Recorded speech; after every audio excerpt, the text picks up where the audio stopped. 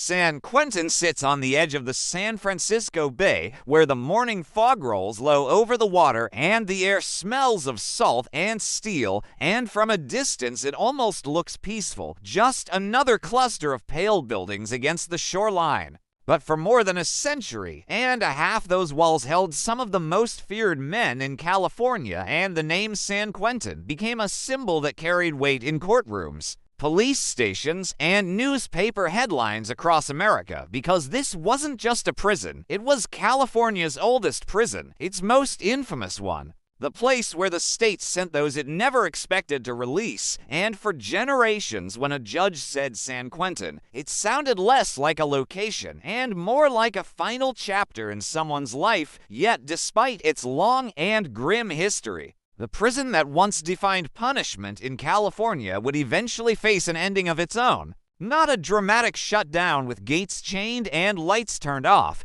but something quieter and more radical, a transformation that would mark the end of San Quentin as the world had always known it. And to understand how a prison like that reaches such a turning point, you have to go all the way back to the beginning, when California was young and wild and flooded with fortune seekers chasing gold in the mid-1800s. Yes, when boomtowns appeared overnight and violence followed opportunity, when law enforcement struggled to keep pace with crime and local jails overflowed, and the state realized it needed something permanent. Something large, something isolated, so officials chose a remote stretch of land along the bay far from San Francisco, surrounded by water and difficult to escape from, and in 1852 San Quentin was born, built not just for confinement, but for separation from society. And in a twist that feels almost symbolic, the first prisoners helped construct the prison itself,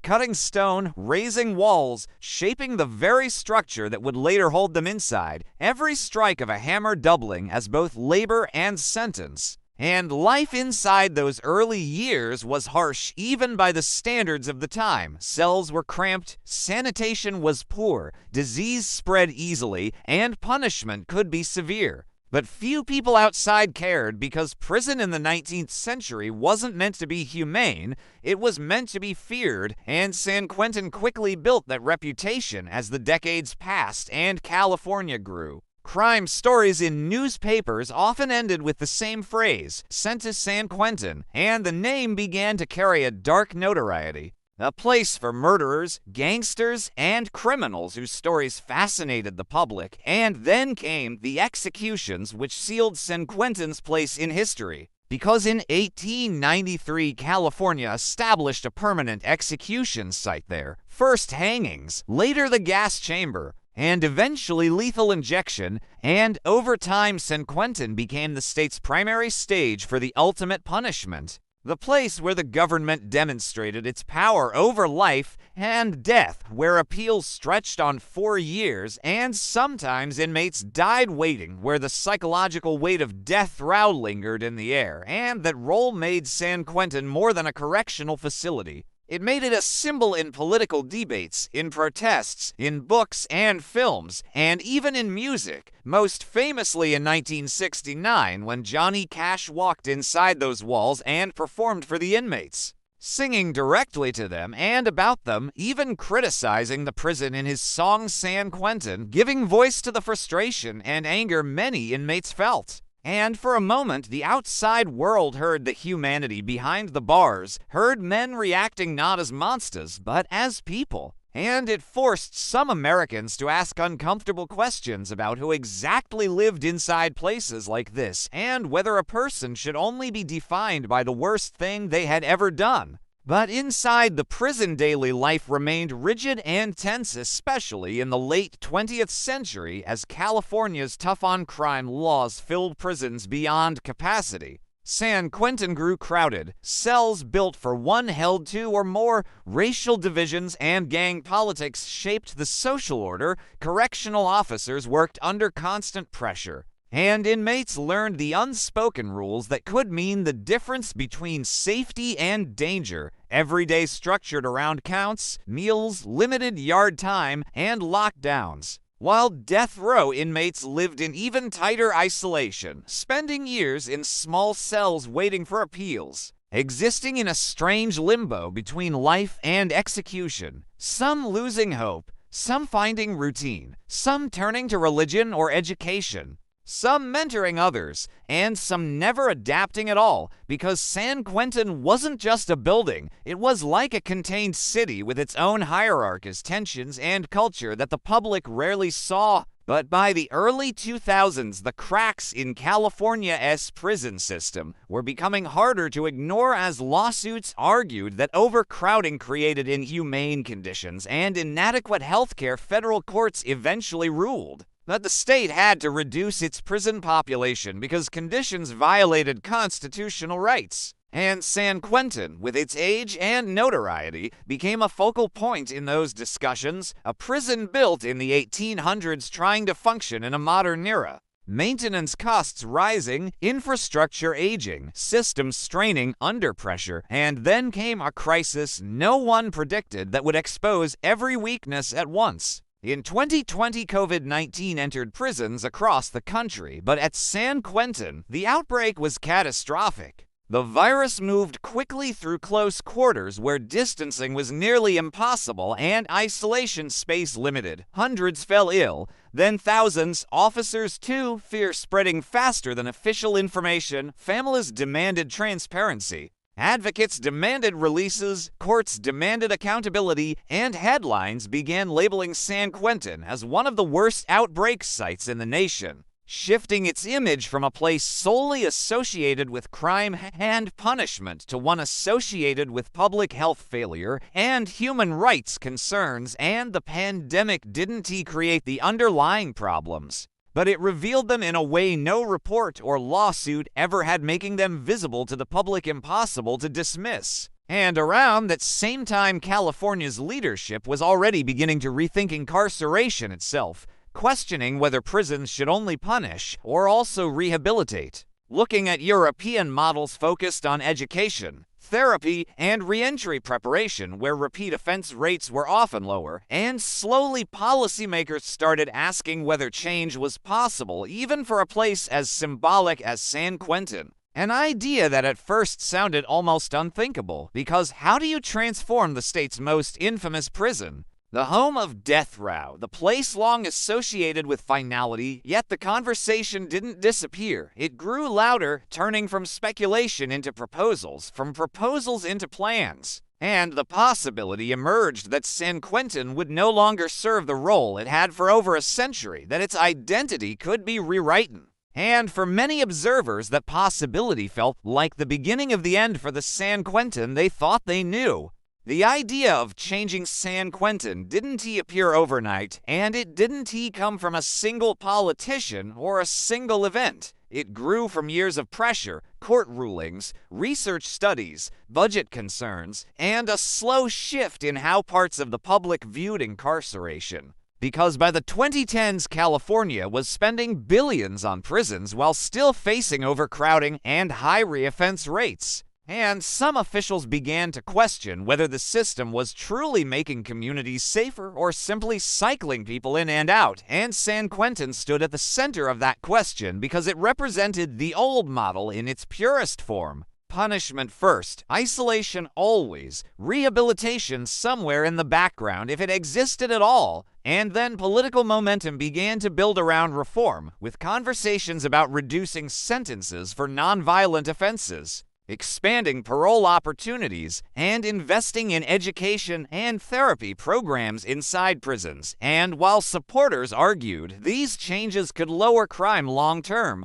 critics warned they could risk public safety. So every proposal became a debate, and every debate circled back to symbolism, and few symbols were heavier than San Quentin, especially because it housed California's male death row, the largest in the United States, where hundreds of inmates lived under sentences that in many cases would never be carried out due to decades of appeals, legal complexity, and the growing controversy around capital punishment itself. And as execution numbers slowed, the cost of maintaining death row rose, and the question quietly emerged in policy circles: what is the purpose of a death row where executions are increasingly rare? And that question grew louder in 2019 when California's governor placed a moratorium on executions, effectively pausing the death penalty, which meant the execution chamber at San Quentin would not be used, at least for the foreseeable future. And with that decision, the identity of the prison began to shift whether people realized it or not, because if San Quentin was no longer actively carrying out executions, then one of its defining roles was already fading. And behind-the-scenes discussions started exploring what could be done with the facility long-term, some suggesting renovations, others suggesting partial closure, and a few proposing something far more ambitious: a full transformation into a rehabilitation-focused institution modeled after prisons in places like Norway, where the philosophy emphasized preparing inmates to return to society rather than simply locking them away. And to supporters, this wasn't about being soft on crime, but about reducing future victims by lowering repeat offenses. Yet to opponents, it sounded like rewarding criminals with comfort, and the public reaction was deeply divided because San Quentin wasn't just any prison. It carried emotional weight for victims' families, for law enforcement, for communities affected by violent crime, and the thought of softening its image felt to some like rewriting history. But the momentum continued, and then the pandemic aftermath added urgency as reports highlighted outdated ventilation, cramped housing, and the vulnerability of aging facilities, reinforcing the argument that San Quentin's physical structure belonged to another century. And in the early 2020s, the state announced a plan that surprised many observers. San Quentin would be reimagined as a rehabilitation-centered facility focused on education, job training, mental health treatment, and re-entry preparation, inspired in part by Scandinavian models. And this wasn't a minor program addition, it was a philosophical pivot, the kind that forces an institution to rethink everything from daily schedules to cell design to staff roles. And one of the biggest steps in that pivot involved relocating death row inmates to other facilities, integrating them into the general prison population instead of keeping them isolated indefinitely, a move supporters said could improve mental health outcomes and reduce legal limbo. But critics argued it blurred the line between the most serious offenders and other inmates, and lawsuits and appeals followed because any major prison policy shift in California rarely happens quietly.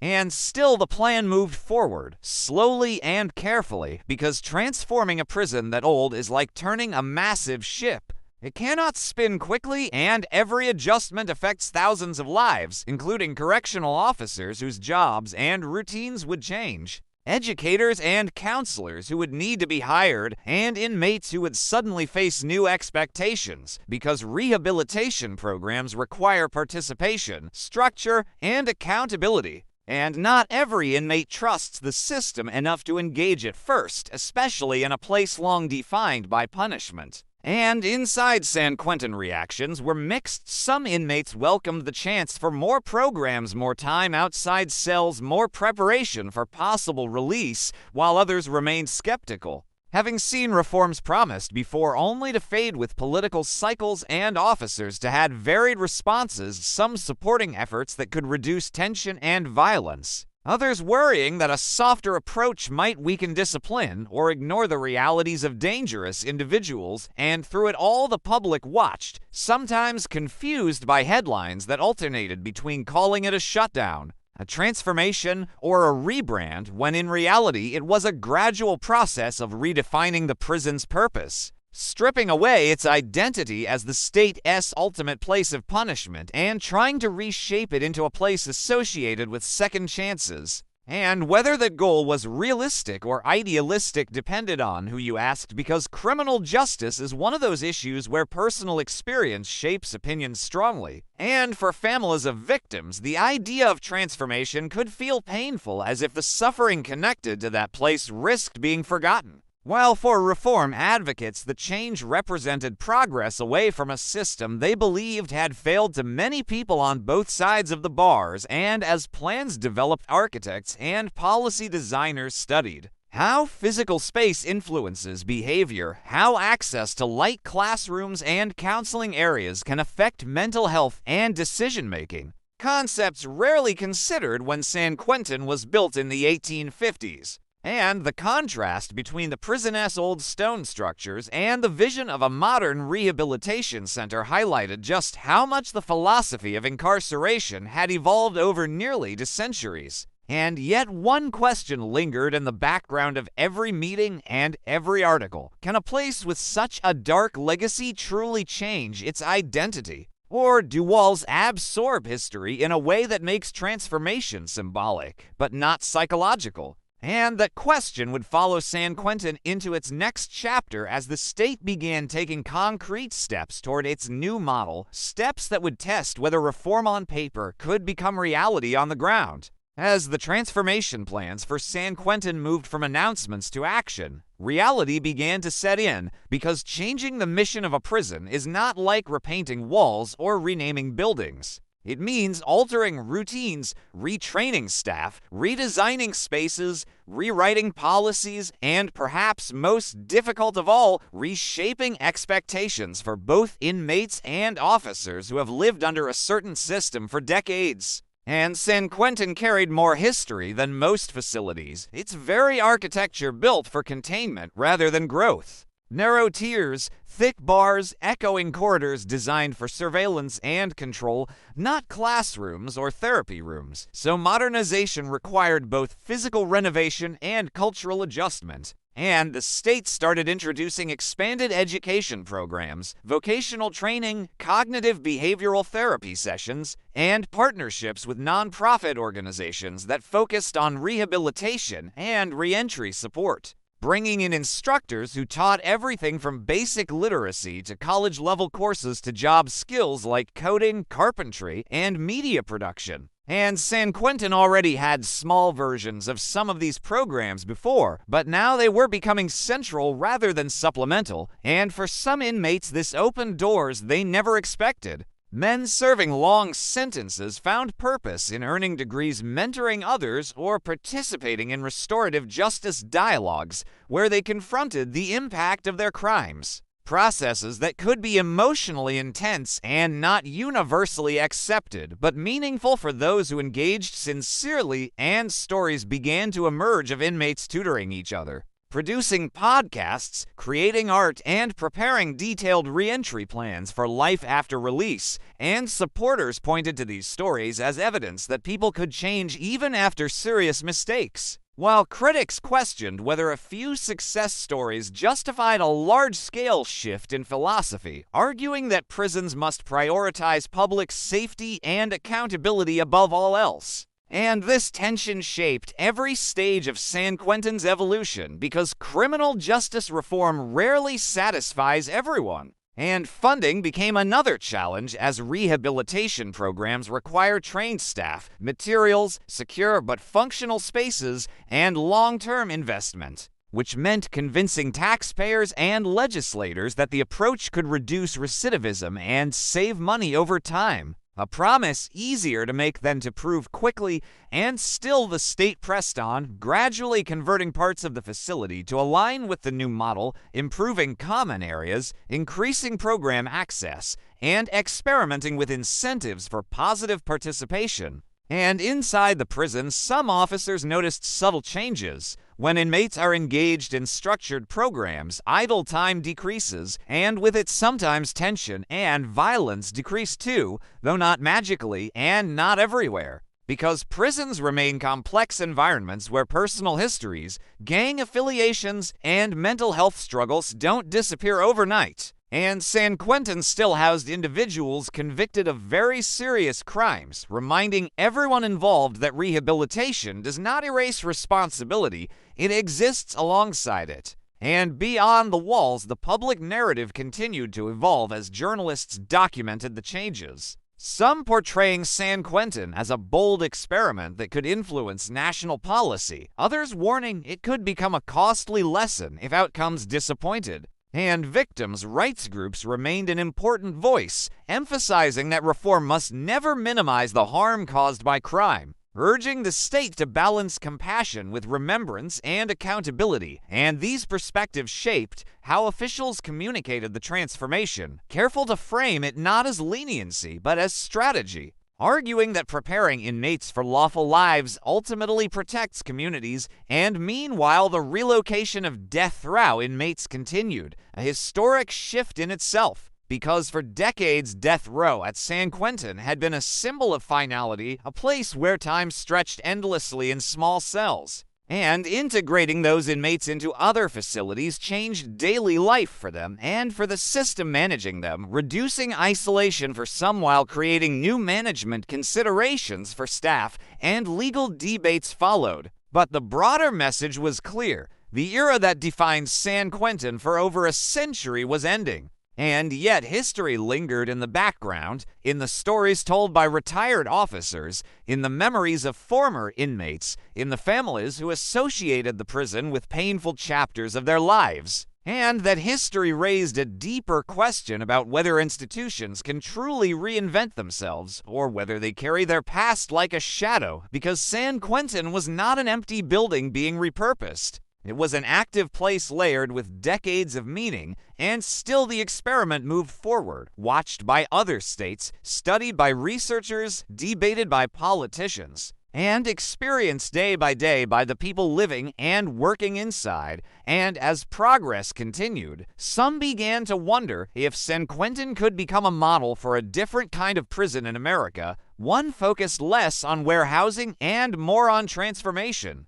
A concept that sounds simple in theory, but demands patience, oversight, and honesty about what works and what doesn't. Because not every program succeeds, and not every inmate changes, and reform at this scale is measured in years. Even decades, not news cycles, and by the mid-2020s, San Quentin stood at a crossroads between legacy and experiment, between the identity it held for 170 years and the one it was trying to build. And the outcome was not yet fully written, leaving the ultimate judgment to time, data, and the stories of those who would eventually leave its gates and either return to society successfully or not, because in the end, the true measure of any prison system is what happens after the doors open. And that truth placed enormous weight on what San Quentin was attempting to become. In the end, the story of San Quentin was never just about one prison sitting on the edge of a bay. It was about how a society chooses to deal with the people it fears, the people it punishes, and the people it hopes might change, because for nearly 2 centuries, San Quentin represented certainty in a complicated world.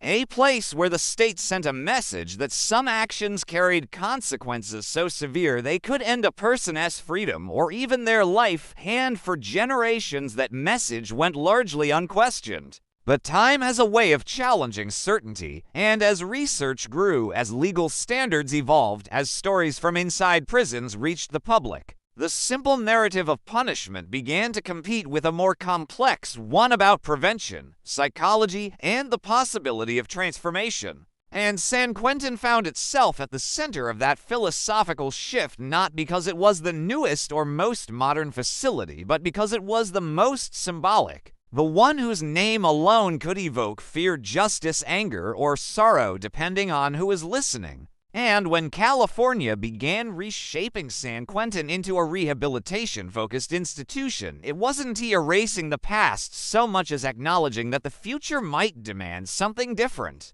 And yet, the emotional weight of that decision remained heavy, especially for victims' families, who carried losses that no policy could undo. And for them, San Quentin was not an abstract debate, but a real place tied to real pain, which is why the state's challenge was never just operational but moral. How to pursue a system that reduces future harm while honoring the reality of past harm. And that balance is delicate, often controversial, and never perfect, and as the transformation continued, experts watched closely, because if a place as historic and rigid as San Quentin could evolve, then it might signal that other institutions could too. And early indicators from various rehabilitation programs across different regions suggested that education and reentry preparation can reduce repeat offenses, but those results depend on consistency, funding, and support both inside and outside prison walls, because release is not a finish line,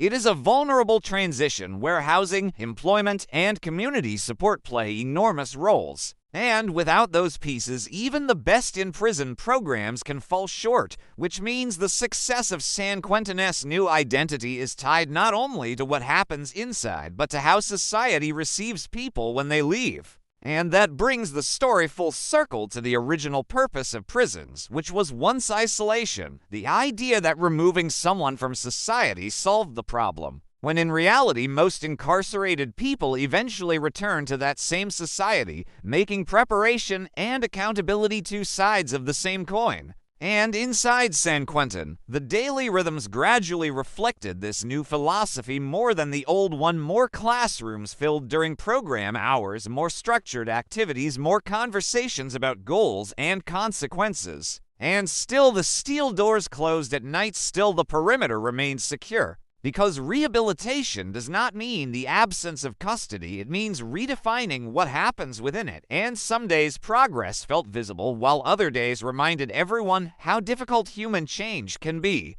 and that honesty became part of the narrative too. Because portraying reform as effortless helps no one and hides the real work involved, and through it all the image of San Quentin in popular culture slowly began to shift. From the dark icon of final punishment to a case study in transformation. Though the older image never disappeared completely, lingering in movies, songs, and memories, and maybe that dual identity is fitting. Because San Quentin's story contains both chapters, the era of the gas chamber and the era of classrooms, the era of isolation and the era of engagement, the era of certainty and the era of questioning. And when people ask why California shut down San Quentin, the truthful answer is more nuanced than a headline. The prison did not vanish. Its walls did not crumble into the bay. But the role it played for 170 years began to end, and sometimes the end of a role is as significant as the end of a place, because it signals a shift in values, priorities, and beliefs about what creates safety in the long run. And whether one agrees or disagrees with the approach, few can deny that it marks a historic moment in American corrections, a moment where tradition met reform, and neither walked away unchanged. And perhaps the real measure of San Quentin's ending will not be found in political speeches or policy papers, but in the lives shaped by what happens. Next, the inmate who leaves and never returns, the community that feels safer, the victim who feels heard. The officer who works in a calmer environment, the taxpayer who sees lower long-term costs, or the citizen who simply sees a justice system trying to learn from its past, because institutions, like people, are not frozen in time unless we refuse to let them grow. And San Quentin, for all its weighty history, became an example of what happens when a system decides to try, however imperfectly, to evolve. And as the fog continues to roll over the bay each morning and the old walls still stand against the shoreline, the story of San Quentin no longer belongs only to the past. It belongs to an ongoing question about the future of justice in America, a question without an easy answer, but one that societies must keep asking, because how we deal with crime ultimately reflects how we see humanity itself. And in that sense, the story of San Quentin's end is not really about a prison closing. It is about a chapter turning, and what comes after is still being written.